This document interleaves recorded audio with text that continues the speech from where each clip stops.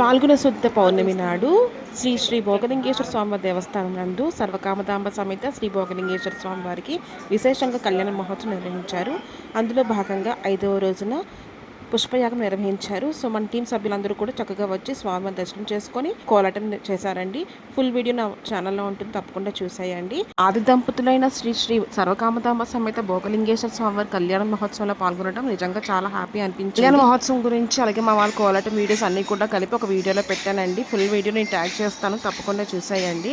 చూసారు కదా మా వాళ్ళు ఎంతో చక్కగా కోలాటం చేస్తున్నారు. మరి తప్పకుండా లైక్ కొట్టేయండి. అలాగే నా ఛానల్ని మీరు ఇంకా సబ్స్క్రైబ్ చేసుకోకపోతే దయచేసి వెంటనే సబ్స్క్రైబ్ కొట్టేయండి.